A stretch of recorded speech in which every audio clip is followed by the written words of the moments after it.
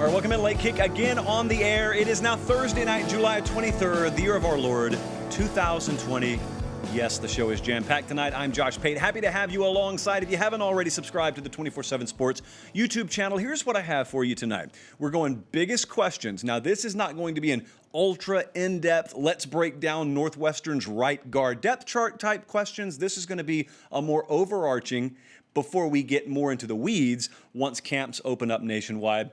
Every single finger that we have is crossed. So we're going to talk about that. We're also going to talk about a huge, and I mean a huge, verbal commitment for Miami. You know, one of the biggest focal points that we've had on Late Kick for several months now, and one of the biggest hidden storylines that we think there is in college football is the talent raid that's been going on in South Florida. Alabama's come in there. Alabama has more kids right now committed from the state of Florida than they do from the state of Alabama. And so Miami got them one that a lot of people thought would leave the state, and they got him one. We're going to talk about that coming up. I'm also going to kick it over to the SEC East and answer a question that so many of you have asked. Colin, I can't tell you how long the list is of people who have asked, hey, Dan Mullen, Kirby Smart, who's the better coach? And that's as specific as they get. So if that's as specific as you want to get, I got a quick answer for you. But then, unlike our lead segment here, we will get into the weeds a whole lot more on the Dan Mullen, Kirby Smart debate, because, as always, you want us to. Let's dive in, shall we? Let's waste no time. Biggest questions in the Big Ten this year. There are several ways that we could go here, but for the sake of time, I'm just going to hit some tips of icebergs, and believe me, we're going to dive in a whole lot more as the season draws closer here. But I want to start with Penn State. As I've told you, I've been pretty obsessed with Penn State. I think they are the most likely, if there's a non-conference champ to make the playoff, I think that's the team. And you could also ask how many teams we're going to have in the playoff this year, and my answer would be 3 question marks in a row. But my question, as it relates to Penn State, is this marriage of Kirk Ciarrocca, new offensive coordinator. If you've been out of pocket in the offseason, he comes in from Minnesota. They set a whole lot of records up there in Minnesota last year. So he's come in. And you've got Mr. Savage that's still there at quarterback. So you don't have to do this thing like Georgia's doing, since we're talking about the Bulldogs later, where you're bringing in a new coordinator, and also you've got an unknown, or at least for you, an unknown, at the very least a fresh entity at quarterback.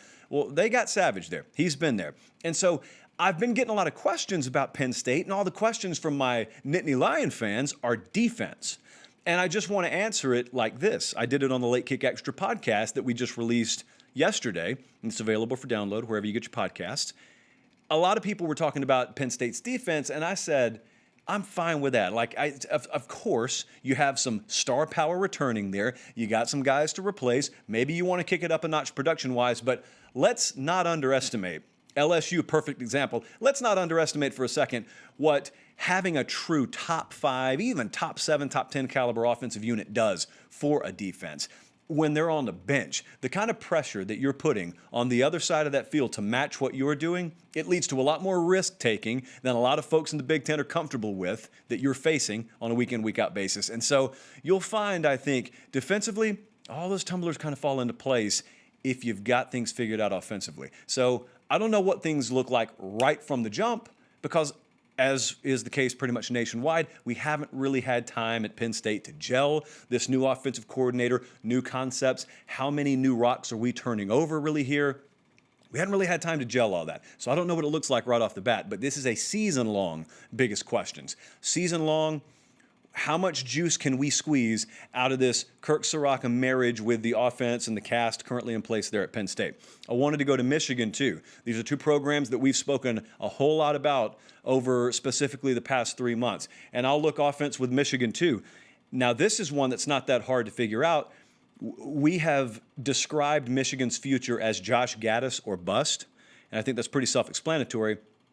But I think a lot of the point counterpoint here, those that are counterpointing our optimism about Michigan would say you're only as good as the pieces on your roster. And whether it be questions as to who's going to start at quarterback, and whoever they start at quarterback, is he going to be good enough replacing pieces on the offensive line? Do you have enough firepower at the skill positions there? And when I say skill position, I'm talking about wide receiver. I don't really like even saying that. Everyone who's on the football field is skilled.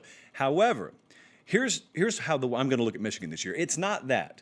Okay, you're going to have who you're going to have on your roster. And to a certain degree, Josh Gaddis is still in a situation going into year 2 where he's not responsible for a whole lot of what they have on that roster. To a certain degree, he's still using what he inherited.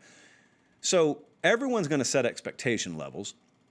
I just want to know if they're going to exceed expectations.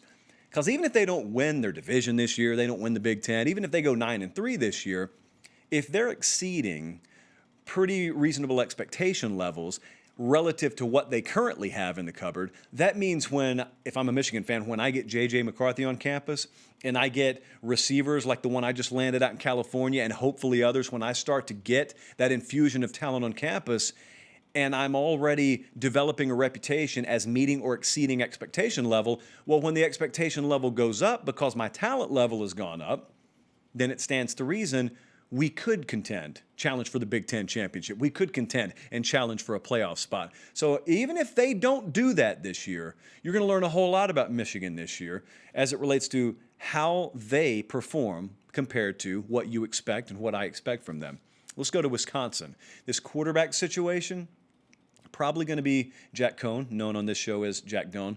Graham Mertz, lying in the weeds there. A lot of you up in Madison would love to see him get a crack at this job, but whoever's there, what we know, you don't have to be a Wisconsin Badger fan to know this, what we know is they've got some production to replace at running back. Now, they've got some very capable, probably stable running backs there, not just one individual capable of filling the shoes of a guy like Jonathan Taylor, for example, but they probably have a stable full of guys who can rush for 2,500 yards, 3,000 yards for all we know, if you need them to this year. Having said that, how do they take the next step at Wisconsin? And does it involve them making a concerted effort to stretch the field vertically a little bit more? Do they have to stretch the field vertically a little bit or even a lot more in order to replace that lost production? Because that production was really important for them, and that's what I care about, production. Now, at receiver, you got Davis, you got Pryor, probably question marks for those of us at a more national level beyond those two names. But the thing about it is, if you've got the right offense in place, you watch every single year. Folks who have their offense figured out, folks who have their passing game figured out, every year, without fail, one or two wide receivers emerge that you didn't know about at the beginning of the season. And it's because offenses can make players. You're not on the roster if you don't have talent. So the talent's there. The right offenses can draw the most out of their roster and the talent on said roster. So let's see if they try and stretch the field more this year vertically at Wisconsin. And if they do, then maybe beyond the two names I mentioned at receiver, we start talking about someone else. And maybe, just maybe, and this is a pretty wild concept, I will grant you, but maybe, just maybe, if they evolve that offensive style a little bit more, then we get down the Big Ten conference stretch, and it looks like Wisconsin's going to the Big Ten championship game. And instead of looking at them as a nice test to get us ready for the playoff and to put a conference title crown on our head, maybe you look at them as someone you're actually worried about losing to. And I don't know that that's necessarily the case right now if you're, say, the Ohio State Buckeyes. We're going to get to Ohio State in just a second. But first, I want to mention a couple of teams here that were headed in wildly opposite directions last year. Minnesota. I mean, as good as it gets for Minnesota last year. And Purdue fell flat on their face. So I would like to know, with those two programs respectively, were those just aberrations or were those trends? I mean, does it not seem like all that long ago that Jeff Brom was thought of as one of the hottest coaching commodities in America? And when's the last time you heard the name Brom mentioned in any one of these head coaching openings? Now, Purdue folks don't want to hear this, but nationally, I don't know that his reputation didn't take a fairly significant hit last year. Now, there was a lot going on. I mean, the least of which was losing a guy like Rondale Moore, for example, a guy who was consensus All-American caliber, focal point of their offense. You lose him, you lose a whole lot. So you get him back. That alone is enough to change a lot of your fortune. But bigger picture, if they don't get things rectified this year, if they are not, again, a respectable program, it's not so much what I think about Purdue. It's, what am I thinking about Brom after this season? Now, on the flip side, the total flip side of that coin, if I look up at Minnesota and they're able to take Admittedly, a lot of the same pieces they won with last year being back again. Tanner Morgan is one. Rashad Bateman is another at wide receiver. If they're able to take those pieces and they're able to even come close to duplicating, again this year, the success they had last year, I want to stress again, at Minnesota, then obviously it's a huge deal for PJ Fleck, but also I would start thinking about Minnesota a lot the same way that I'm thinking about Iowa State right now. Here's what you worry about if you're a Minnesota fan. What you worry about is we want to do good, we want to win, but what if we win so good and we are so high performing that it comes at the expense of losing our head coach in the future? That's always going to be a concern. The higher you fly, then the more you get noticed, and the more you get noticed, your offensive coordinator got taken last year as a result of the insane amounts of success you had. What if that were to happen with PJ Fleck? They worry about that with Matt Campbell at Iowa State. Here's the point. If they don't leave, you got yourself a world-class head coach. But if they do leave, they're leaving your program by default in an infinitely better position than it was when they found it, which makes your program and your job more attractive to whoever the next hot coaching candidate is. And so you continue to elevate your program just a little bit more, a little bit more, a little bit more. That's something I really focus on with Minnesota this year. And lastly, with Ohio State, that's where it's all about defense to me. And it's not so much talent at all. It's not at all a talent issue there. You're going to hear the stat over and over again, how many guys they lost off their defense to the NFL draft. And it's noteworthy. I think the number's like 7 or 8, something like that. It's a noteworthy stat. Here's what you're not going to hear anyone who has a clue about Ohio State say. You're not going to hear anyone say, they lost all those guys and they just don't have the talent to replace them. Talent's not an issue with them. I'm not saying that they have someone the absolute equivalent of Chase Young or Jeff Okudah, but they are not hurting for talent there. But as we've seen with other big-time programs, like Alabama, for example, they've had these classes where they'd send a ton from the defensive side of the ball alone to the NFL draft. And since they've recruited at a top 3 level every year, Bama fans, or in this case, Ohio State fans, they could just rattle the names off. They can rattle the depth chart off. I'm not going to argue with you about talent. I'm not going to argue with you about people on that roster having enough talent from the neck down to get the job done, the likes of which you expect it to be done at. It's the neck up. It's the stuff that we can't quantify in a recruiting star rating. It's the stuff you can't quantify necessarily in off-season conditioning. It's stuff that you have to be in live bullets game action to find out about someone. The dog mentality that you have to play this game at the highest level, or at least you have to have some of those guys sprinkled about your units in order to play this game at the highest level. Who among us, including the most ardent Buckeye fans, who among us definitively knows what the mental and character makeup of that team is going to be? You don't. Ryan Day doesn't know, and he's the head coach. It's a trick question. No one can know it yet. So if you watch Ohio State this year, for example, there's a chance that you're watching them just go scorched earth on the Big Ten, defense included, and you're saying, this is totally insane. They lost all these dudes, and they're performing at the exact same level. Or you could watch them, and they're going to be good regardless, but you could watch them, and you could say, they're beating these teams, but defensively, I don't know, they're just a step off from what they were last year, and it's not going to cost them maybe against Iowa or Indiana, but it may cost them down the road. You could easily see things going either way. So those are some of the biggest questions in the Big Ten. And again, we're going to get a whole lot more hyper-focused on individual teams, individual units, and talk about things on a more granular level as the season approaches. We just don't really have a lot to go on. I don't consider preview magazines as being a lot to go on. I consider feedback from on the ground, from people covering the team or being close to the team.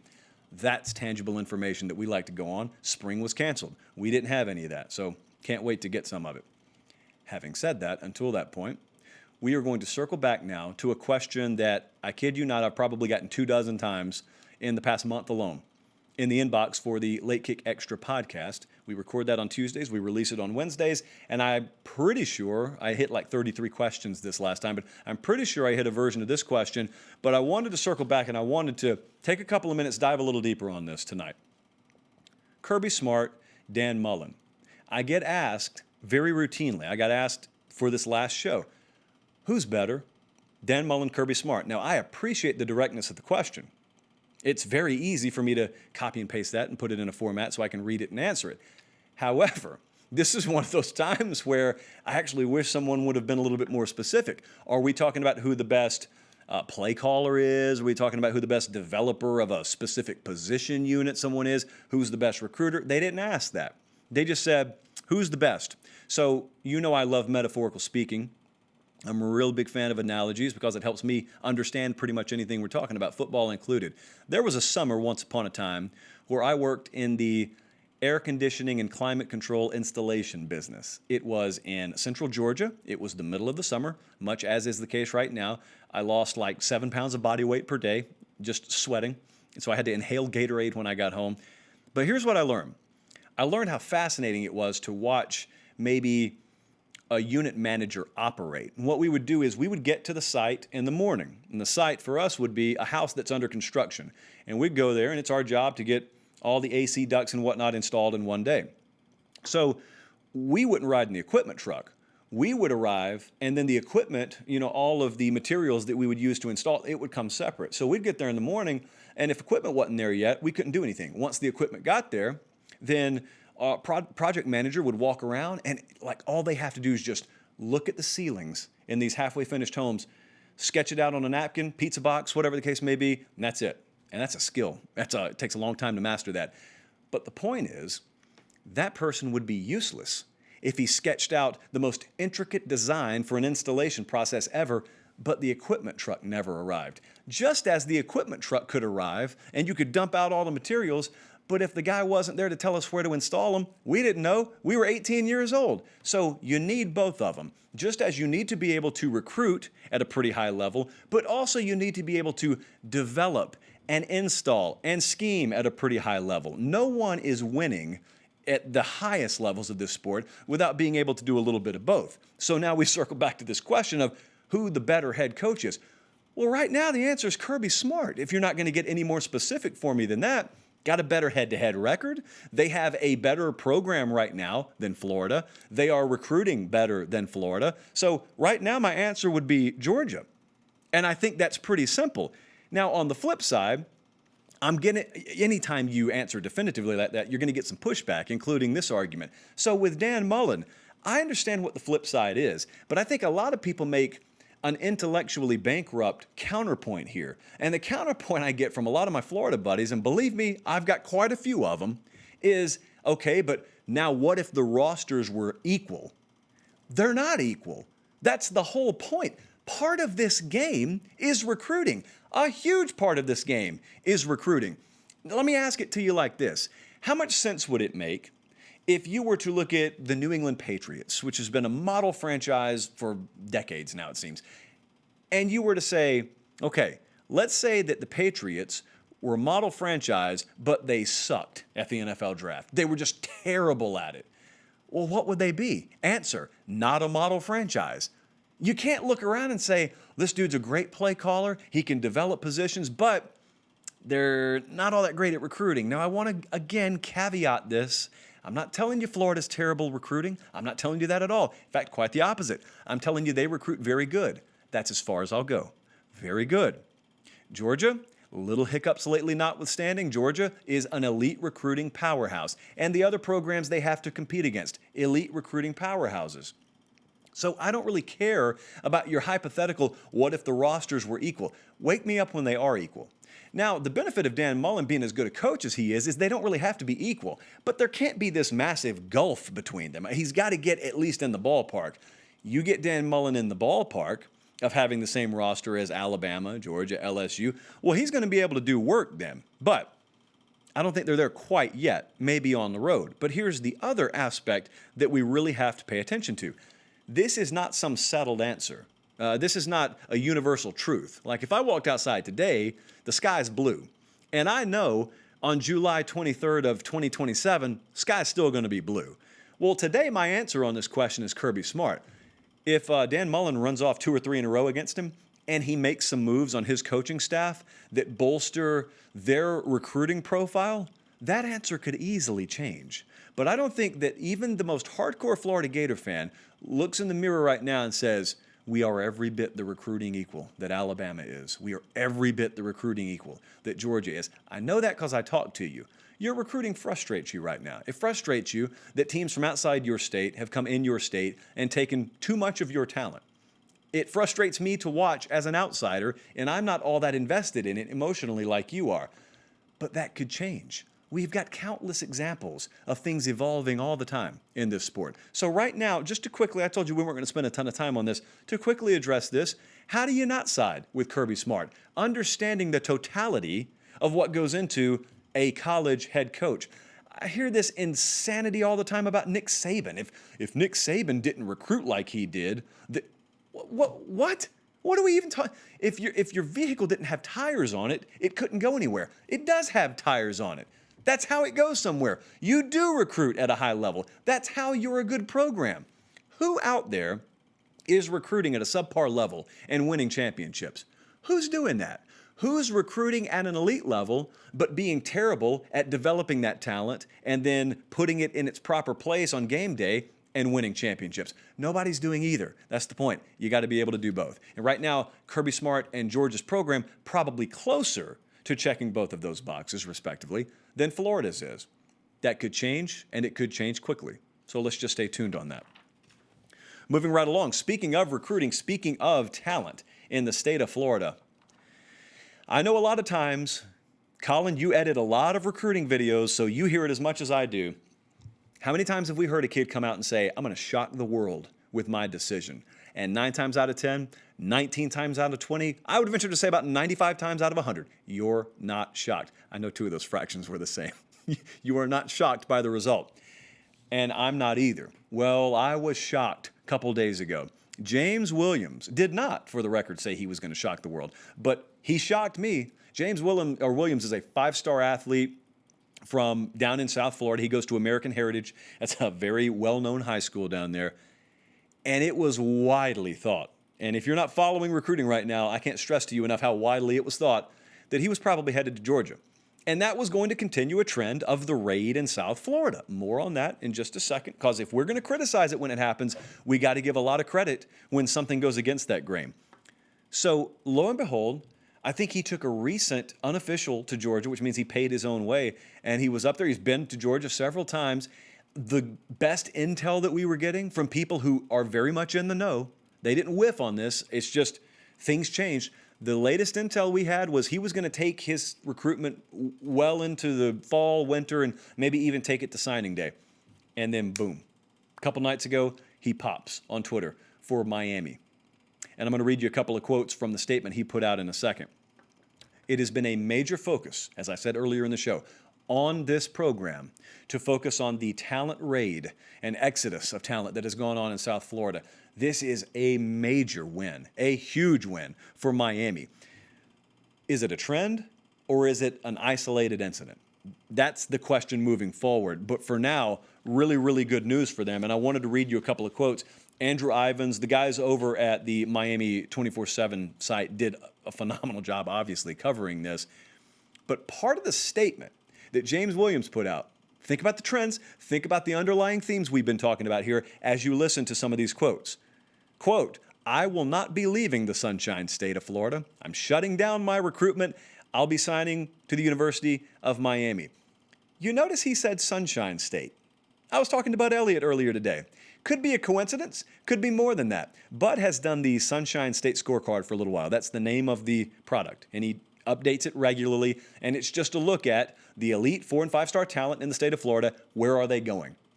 And we've seen that trending the wrong direction for the big 3 in Florida lately, where more and more kids, now over 50%, I think the number was at most recently, of former 4- and 5-star guys from the state of Florida leaving the state of Florida. And that Sunshine State tracker. Well, James Williams didn't say, I'm not leaving home. He said, I'm not leaving the Sunshine State. Could be coincidence, could not. But here's what I really wanted you to focus on. Another quote, it's all about family with me. Another quote, nothing's changed. Since the first day that they, Manny Diaz and his staff at Miami, they offered me, nothing has changed. They've been preaching to me brotherhood, playing for the city, and family. Those are the 3 themes. As we've said, you don't have to even have an equal product to Ohio State or Alabama or Clemson or all these programs that come down there and take your talent. Just give guys reason enough. They want to stay home. James Williams wanted to stay home. According to him, Manny Diaz has given him enough reason to stay there. Now, this is a physical specimen. When you talk about the player they're getting, he's a physical specimen. He's listed as a safety. He's 6'5", 220. So I think it's very fair to list him as an athlete, and then we'll just figure out the rest later. The question, I was reading our Barton Simmons player profile evaluation on him. The one thing that stands out, and this kind of coincides with some intel that I've gotten from guys that cover Florida routinely, cover the state of Florida routinely over the past 24 hours, doing some digging on James Williams. He is very impressive physically.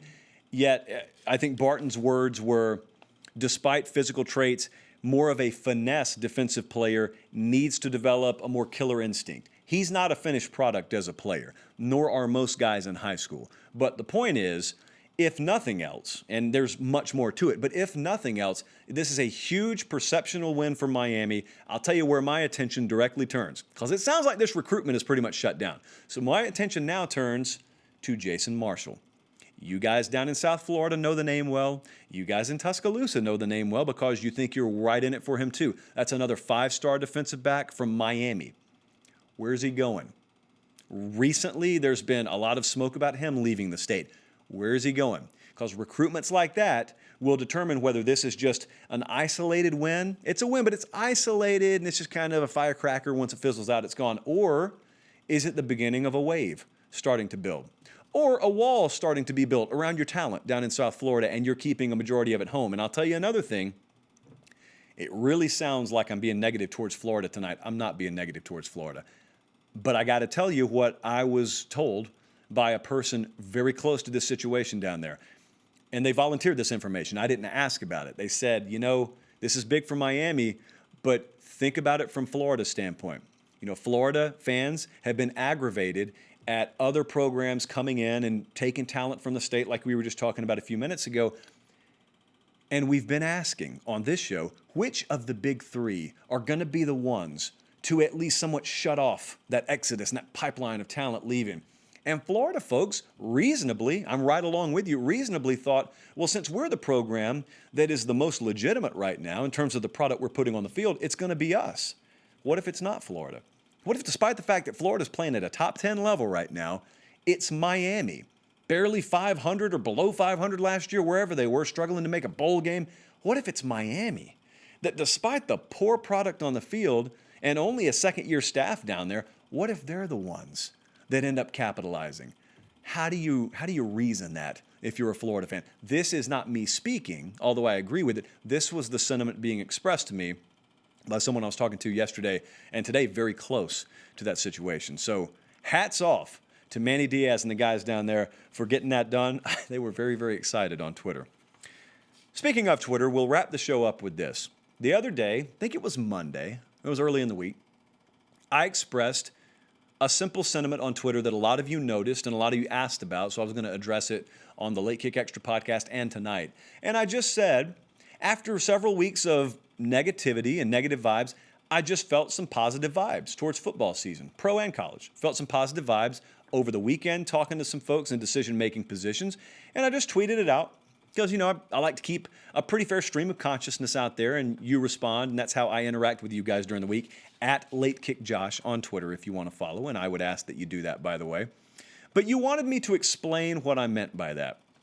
So let me go into not too much depth right quick, but I just give you some feedback from what we've been hearing. Very fluid situations, like trying to nail Jell-O to the wall. Perception's not reality. And that's what I've been imploring you to do. You'll notice we haven't taken definitive statements. Colin, correct me if I'm wrong. I don't think we've taken a single definitive hardline stance on this because we are smart enough to know we're not experts in this field. Some would argue we're not even experts in the field of college football, but we're certainly not experts in the field of infectious disease. We're not in the rooms when the decisions are being made. We don't know the data that other decision makers have been privy to, but here's what you can know. What you can know is common sense. The way we just described ourselves also describes a lot of decision makers out there, which circles back to the 595 rule that we have been repeating ad nauseum on Late Kick. And the 595 rule and principle at this point really is 95% are just sitting around and waiting for someone else to do something. No one wants to make the first move. And there are a relatively small group. There's a relatively small group of decision makers that are making the initial moves, and then a wave, 95+% of folks, they just follow. That's why I've told you a lot of the negativity has been a virtual mirage. This could be redundant, a mirage. And it's because when the few go that way, everyone just follows. And so the few may take a pessimistic approach and everyone else just follows. Well, if you'll notice, as we get closer to what is supposed to be the start of the season, there have been a few things that started to reverse course. As I told you, I expected to happen. And I'll tell you some things that are happening. Our high school associations in some states are announcing either a slightly delayed start to a season, like they're going to do in Georgia, but play the entirety of the year, or start on time and try and play the entirety of the year, like they're doing in the state of Alabama. You've got programs like Alabama that you see reports of trying to schedule Brigham Young, not for the end of the year, for the beginning of the year. I've seen today a lot of other reports. These are unconfirmed because that's what they are right now, is whispers, things people are working on about locking down out-of-conference competition for the beginning of the year. You've got programs that are pushing forward, getting ready to open camp. You've had some very positive testing numbers that have come back from a lot of places after initially it looked nightmarish. The more you've had guys in a controlled environment on campus, you've seen similar results to what you've seen with Major League Baseball, once they've had guys in controlled environments, the NBA, once they've had guys in controlled environments, and to repeat what we've said all along, sadly, I guess you could say, a lot more of the decision-making process is being predicated on public relations and perception than data and numbers. I'm not saying data and numbers aren't being adhered to. I'm not saying they're not being paid a lot of attention. I'm telling you that is not the end-all, be-all here. And so a lot of folks in decision-making positions have sat around. I can't blame them. I'd probably be in the same boat. And they have just hoped and prayed for some positivity that they can hitch their wagon to as an excuse to get the season started. I think you've started to see some of that, and that in turn is why you looked around and you said, what was that? Does anyone else feel that? Does anyone else smell that? It just feels like a little bit of positivity. Not a lot. We don't have anything determined. Things could go south tomorrow. Things could go south in 5 minutes. But I do feel a little bit of positivity. And so those are the things. There's nothing hidden. There's nothing I've got up my sleeve that I don't know or you don't know that I'm just keeping from you.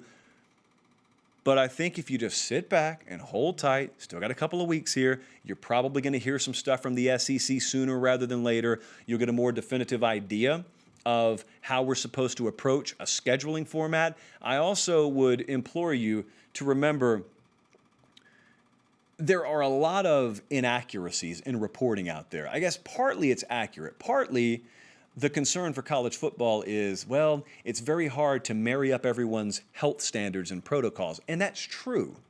But here's what's also true. When I had a project back in the day that I knew was due in a week, I was a procrastinator. I couldn't have cared less about it. If it's due in a week, if we're today, July 23rd, if it's due July 30th, I'm not paying a bit of attention to it. There's no urgency. But if it was due July 24th, then everything's out the window and I'm doing whatever it takes to get it done, usually the night before it's due. Same thing's going to happen with testing protocols and procedures and how you handle contact tracing. Everybody's got a different opinion. Watch and see what I tell you. Magically, from the Power 5 standpoint at least, a majority will fall in line just in time, and you'll get some announcements just in time the night before you're supposed to have the project turned in. That's essentially the way I see this playing out. So, say all that to say, still be brave enough to admit you don't know what you don't know. See a lot of you out there making fools of yourself right now. I'm just telling you, we don't know. So we're going to sit back on this one. We're not at the forefront. We're not breaking any news necessarily on this. If you want to follow some of the best reporting that's been done on this, our Brandon Marcello has done an excellent job at that. I have read everything. I've read every word that he has written on this and will continue to do so. And then there are some other high-profile writers out there that I have really not valued the opinion of very much on this issue for obvious reasons. So we appreciate you valuing our opinion enough to give us a little bit of your time tonight. We'll be back here the same time, Sunday night, 8 Eastern, 7 Central. If you haven't already, subscribe to the YouTube channel here. It's free. And if you haven't already, subscribe to the Late Kick podcast and give us a 5-star review. We got a great shout out in the National Meeting Tuesday because we have passed a lot of analytics milestones that, quite frankly, it looked like it would take a lot longer to surpass than it has. That's not me, that's you. So big time, all caps, thank you, and continue that momentum for us because, hey, before you know it, we may mess around and actually have some football games to break down in the not too distant future. We may have some camps opening up in the not too distant future. So you've stuck with us this far. Stick with us a little bit longer. For Director Colin, for Aaron, for Tani, I'm Josh Pate. Have a great and safe weekend. We'll see you back here Sunday night. Until then, God bless.